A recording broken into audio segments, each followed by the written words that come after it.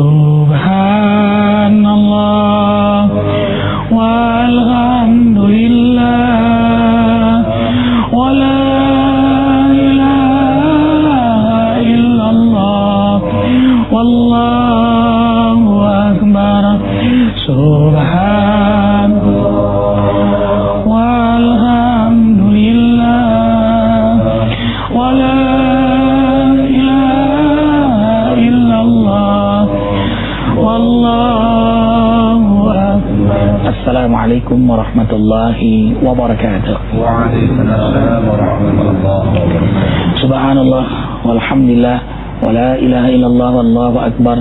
Adada khalqihi wa ridha nafsihi wa zinata arshihi wa midada kalimatihi. Allahumma salli wa sallim ala sayyidina Muhammadin. Assalamu alayka ya Rasulullah wa rahmatullahi wa barakatuh wa ala alihi wa ashabihi wa man tabi'ahu bi ihsanin ila yaumiddin. Alhamdulillah, kembali Allah bahagiakan kita menikmati hidangan hidayah fajar, cahaya hati. Dan semoga hati semua kita diberi cahaya oleh Allah. Cahaya ridhonya, cahaya rahmatnya, cahaya ampunannya, cahaya hidayahnya, cahaya berkahnya. Amin ya mujibas sa'ilin. Al-asatiyatul kiram, guru-guru. Pemirsa, ini semua adalah guru-guru. Bahagia sekali kita belajar dan mengajar di sini. Bersama-sama pemirsa juga bisa mengikuti bersama tawasabil haq, tawasabil shab, agar kita tidak menjadi orang yang merugi. Tadi kita akan membahas tegaknya agama dan dunia dengan 4 perkara bersama Ustadz Andre SMS. Arifin mengenal beliau ini karena senangnya beliau berdakwah lewat SMS. Bahkan berapa buku beliau yang terbit dari sebuah renungan SMS jadi kata pengantar ya. Allahu Akbar, beliau senang berdakwah. Sekarang tidak lagi SMS, sudah lewat cahaya hati. Silakan Andre. Assalamualaikum warahmatullahi wabarakatuh. Waalaikumsalam warahmatullahi wabarakatuh. Tegaknya agama dan dunia ini dengan 4 perkara sesuai dengan apa yang dikatakan Imam Ali karramallahu wajhah dalam kitab Nasha'ihul Ibad. La yazaluddin wad dunya qaimaini madamat arba'atu asya. Agama dan dunia akan tetap tegak berdiri kokoh manakala 4 perkara ini terjaga. Yang pertama, madamal agniya la yabkhuluna bima khuwidu. Manakala orang kaya tidak pelit dengan apa yang dianugerahkan kepadanya. Hari ini banyak julukan terhadap orang kaya, terutama di kampung-kampung kadangkala. Kalau ditanya orang kaya pelit apa baik, tentunya banyak masyarakat yang bilang bahwa orang kaya itu pelit. Nah, inilah yang menyebabkan hancurnya agama, hancurnya dunia. Sementara apapun yang kita miliki adalah titipan Allah, dan itu ada hak orang lain. Tidak banyak hak orang lain dari harta kita, itu hanya 2,5%. 2,5% kalau diibaratkan jasad tubuh kita itu ibaratnya telapak kaki. Jadi telapak kaki kalau dihitung dari ujung rambut sampai ujung kaki 2,5% dari tubuh kita. Maka ketika orang berdiri, kita lihat ketika orang kampanye pasti berdiri. Maka ketika kampanye dia ingat dengan 2,5%, ingat dengan rakyatnya. Karena yang dipikirkan ketika itu rakyat dan rakyat ketika lagi berdiri. Tapi ketika dia duduk, mulai lupa. Karena yang dia menjadi sandaran dia bukan telapak kaki lagi. Tapi maaf, yang dia duduki adalah, yang menjadi penahan tubuh dia adalah apa? Kursi. Bukan kursi. Bagian tubuh. Jadi bagian tubuh yang di sini. Jadi dia terus ingat bagaimana dia supaya mengisi bagaimana penuh dompetnya. Begitu. Jadi ini yang menyebabkan kalau orang kaya pelit, hancur agamanya. Memang kecenderungan Ustaz Andre, orang tuh kalau makin kaya makin pelit. Kenapa?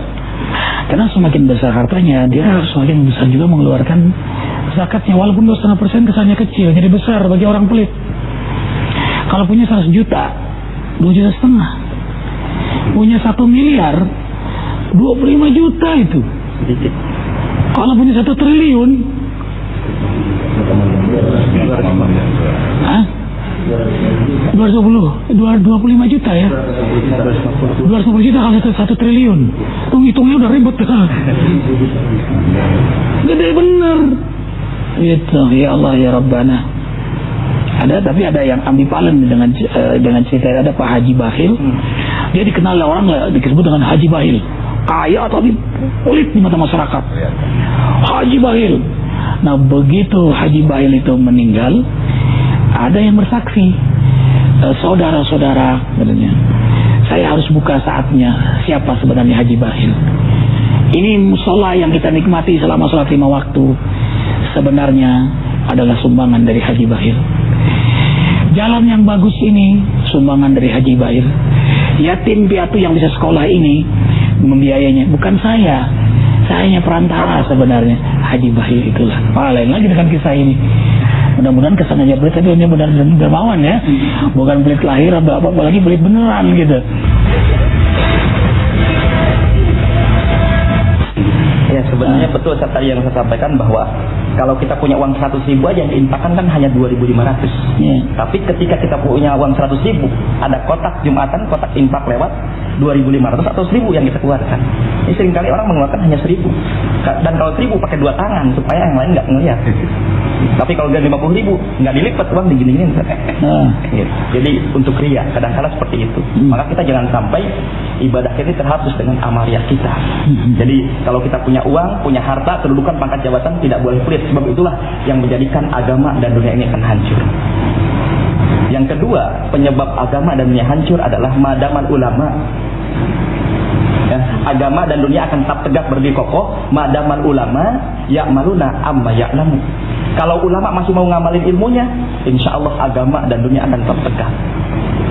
Saat ini banyak para ulama yang mengamalkan ilmunya, kadangkala jamaahnya nggak ada. Seringkali pengajian-pengajian ustadznya udah datang duluan, tapi jamaahnya belakangan. Tapi alhamdulillah, ini hari ini kita bisa berkumpul bersama. Ada juga sebaliknya, jamaahnya udah datang, maunya nggak ada. Itu juga ada. Akhirnya jamaah kecewa, tidak dipanggil lagi ustadznya. Iya, karena ada yang gedean yang undang. Ya subhanallah. ini sering kali itu ujian buat kita. Ujian buat kita. Kalau ulamanya semuanya masih mau ngamalin ilmu, insya Allah. Makanya jadi ustadz, jadi kiai juga harus saling mendukung satu dengan yang lain. Ini kadangkala hanya topengnya saja ustadz. Dia pakai topeng ustadz supaya orang percaya dengan dia, ternyata prakteknya perdukunan. Ini banyak terjadi. Bahkan mohon maaf, saya pernah menemukan satu ketika saya ingin mengundang salah seorang ustadz, ingin hadir majelis taklim saya. Ternyata saya dapat berita, ustadz udah tahu belum? Kenapa? Ustadz itu ternyata sering memasang susu. Bahkan dia tidak malu-malu lagi, dia tawarkan ke orang-orang kalau memasang susu datang ke saya. Masang susuk tuh masang jimat supaya tertarik orang. Dia masukin bagaimana tuh? Ya itu jadi ada emas, ada perak dan lain sebagainya dengan bantuan jin. Dan ini sebenarnya perbuatan-perbuatan yang dilarang oleh agama. Nah ini terjadi, topeng ustadz. Ini ustadz yang tidak mengamalkan ilmunya. Bukan ustadz namanya? Bukan ustadz, dukun. Dukun. Makanya jangan sampai terkecoh. Ini kadang-kadang masyarakat melihat orang pakai sorban, pakai peci, putih-putih, zikir, doa, seakan-akan benar, tapi ternyata amaliyah perdukunan. Pembunuhan tuh. Allahu Akbar. Ini penyebab hancurnya agama dunia. Tapi kalau masih ulama, masih mau ngajar ilmu, subhanallah, anak-anak kita dididik dengan ilmu yang baik, ilmu agama terutama, ini insya Allah akan membuahkan berkah untuk negeri kita. Yang ketiga, penyebab tegaknya agama dan dunia itu adalah madamal juhala layas takbiruna amalam ya'lam. Orang bodoh tidak sombong dengan kebodohannya, agama dunia tegak. Justru yang terjadi hari ini banyak orang yang tidak tahu sombong, berbicara yang enggak. Dia tidak tahu. Contoh kemarin kasus Ahmadiyah, dia nggak tahu tentang Ahmadiyah, bicara tentang Ahmadiyah, ya hancur. Akhirnya apa? Membenarkan tentang keberadaan Ahmadiyah. Kalau orang bodoh, jangan sampai sekali-kali berbangga, dia sombong dengan kebodohannya. Kalau nggak tahu, tanya. Ada sebuah cerita Ustaz, ketika tabligh akbar, itu seorang Ustaz, seorang kiai menyampaikan, nanti setelah pengajian ini silahkan berbuat baik dimanapun Anda berada. Akhirnya setelah itu pengajian bubar, yang lain dia lihat, oh dia nyebrangin orang, semuanya diseberang. Satu ketika ada seorang laki-laki yang dia ikut pengajian, cuman dia nggak mau nanya sebenarnya berbuat baik ini seperti apa. Dia kejar kakek-kakek di seberang jalan, dia tarik, kek, ayo kek nyebrang. Kata kakeknya, kakek nggak mau, ayo kek nyebrang, kakek nggak mau, ayo kek nyebrang, kakek nggak mau. Baru dia tanya, kenapa kek, kok nggak mau nyebrang? Kata kakeknya, kakek baru nyebrang, masa harus nyebrang lagi? Ini mau berbuat baik, tapi dia nggak bertanya. Makanya kita dijelaskan fas'alu ahla dzikri itu sama aja menari sama orang buta. Nah, bergaya-gaya depan orang buta, ting-ting-tingnya ngelihat dia, atau kita berteriak sama orang tuli. Tapi kecenderungan Ustaz, an-nasu adau majahil. Manusia cenderung memusuhi karena dia belum tahu. Banyak hal yang hak tidak disukai karena belum tahu, dibenci. Sama aja dengan awal zikir, orang mencaci maki, menghina, menyebut bid'ah dan sebagainya.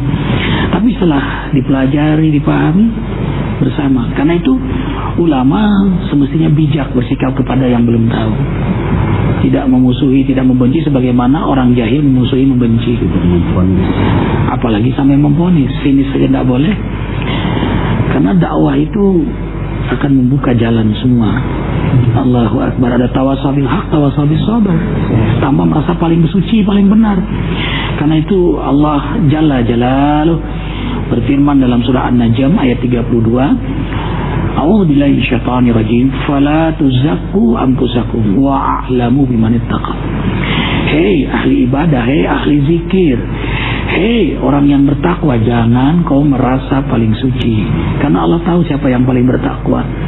Tentu peringatan Allah ini sebenarnya karena rahmat Allah kepada orang yang bertakwa, kepada ahli ibadah, ahli zikir, agar ia tetap menghinakan diri di hadapan Allah dan tetap rendah hati di hadapan makhluk Allah.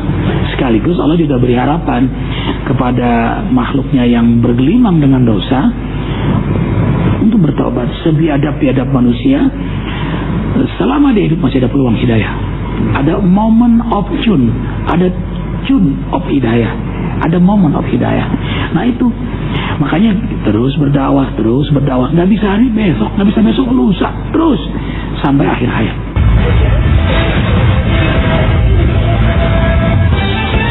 Itu tadi yang ketiga, madamal juhala la yastakbirun.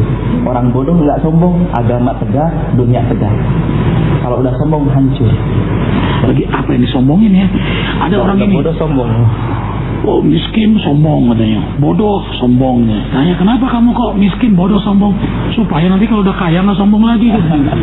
Supaya nanti kalau udah pintar nggak sombong lagi. Gimana sebaliknya? Miskin aja sombong, bodoh aja sombong, lagi kaya gitu. Kemudian yang keempat yang menyebabkan agama tegak, dunia tegak adalah madamal fuqara la yabiuna akhiratahum di dunyahum. Manakala orang fakir tidak menjual akidahnya demi kepentingan dunia. Hari ini banyak orang gara-gara miskin akhirnya dia jual akidahnya. Makanya Rasulullah ingatkan kepada kita, sadal fakru ayatuna fakru, ayatuna fakru. Jadi kalau kita fakir itu mendekatkan diri kita kepada kekufuran. Maka anak-anak itu dipesankan jangan sampai dia cinta dengan dunia terus. Sebab kalau cinta dunia, akhirnya itu tadi dia lupa akhirat.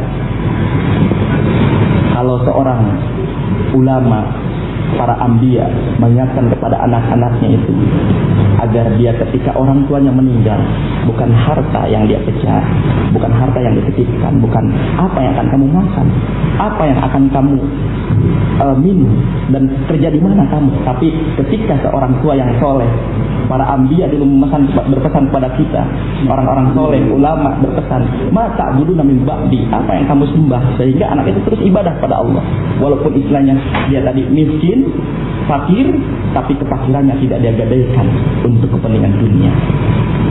Kalau sudah seperti itu semuanya tadi, orang kaya sombong, orang kaya pelit, kemudian ulama nggak mau ngamalin ilmunya. Setelah itu orang bodoh sombong, kemudian orang fakir dia menjual akidahnya. Maka diingatkan dalam kitab Usfuriyah, yasruju fi akhir zaman aqwamun wujuhuhum wujuhul adamiyin wa qulubuhum qulubus syayatin. Di akhir zaman nanti akan keluar satu kaum yang wajahnya wajah manusia, hatinya hati setan. Siapa mereka? Mereka bagaikan serigala buas yang ada di dalam hutan, menerkam siapapun yang ada di hadapannya tanpa belas kasihan. Kondisinya saat itu diajak berbuat baik, mereka berpura-pura. Diajak berbuat jahat, berbondong-bondong mereka ke sana. Kemudian kondisi pemudanya ugal-ugalan, orang tuanya mencontohkan yang tidak baik. Itu yang bisa saya sampaikan. Allahu Akbar. Itu yang terjadi saat ini, Ustaz. Lantas bagaimana kita hidup sekarang di tengah masyarakat seperti itu? Tidak ada pilihan lain, ikhwah, kecuali sungguh-sungguh bertakwa kepada Allah. Dan duduklah bersama orang-orang saleh. Bermusahabah namanya. Bersahabat.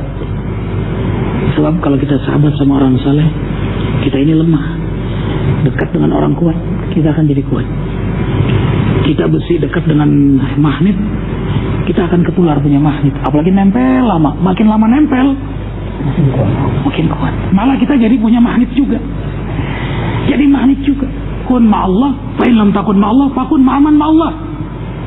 Jadilah engkau orang yang selalu bersama Allah. Rasanya sulit kita selalu bertakwa, selalu berzikir, selalu ibadah, sulit. Karena kita bergaul, kita bekerja, kita punya kesulitan, kita punya kelemahan, kita punya masalah. Maka dekatilah orang yang selalu bersama Allah. Pasti dia akan menyampaikan hikmah. Kalau engkau bersahabat dengan orang saleh, Rasulullah SAW mengingatkan ciri khasnya apa? Orang saleh, sahabat saleh itu, kalau kamu melihat dia, kamu jadi ingat Allah. Ingat dia, wah, ingat Allah. Kemudian kalau dia bicara, ilmu imanmu bertambah. Kalau melihat akhlaknya, kamu rindu ingin bertemu Nabi. Jadi energinya kan energi baik terus. Nah, coba kalau ketemu sama yang su'ul hulqi yukdi. Itu di pondok pesantren dulu ya. Su'ul hulqi yuk. Iya, nular terus. Allahu Akbar. Nah, ini makanya kita bermusahabah seperti ini. Arifin dekat sama Andre, dekat dengan Ustaz Mardani, yang tadinya Arifin merokok, karena bergaul dengan beliau jadi nggak merokok. Nah, ini jadi, iya jadi bagus, jadi bagus. Ada tawasabil haq, ada tawasabil sawt. Indah. Nah, inilah hikmahnya bergaul. Dekat dengan sesudah jadi dapat jodoh. Iya kan? Membawa hikmah. Tadinya kita dijarang puasa Senin Kamis, ikat Muslim. Jadi puasa. Nah, karena beliau bergaul sama yang nggak puasa, ikut. Aduh. Karena menghormati para asatid yang makan. Ya, walaupun murid beliau tetap lapar. Terima kasih, Ustaz Andri. Berkah terus dalam dakwah. Semua kita belajar, ikhwah. Karena itu Arifin mengakui Arifin banyak salah, kami semua banyak salah, banyak kekurangan, banyak kelemahan. Mohon maafkan kami. Subhanakallahumma bihamdika, asyhadu an la ilaha illa anta, astaghfiruka wa atubu ilaik. Wabillahi taufiq wal hidayah. Assalamualaikum warahmatullahi wabarakatuh. Subhanallah walhamdulillah.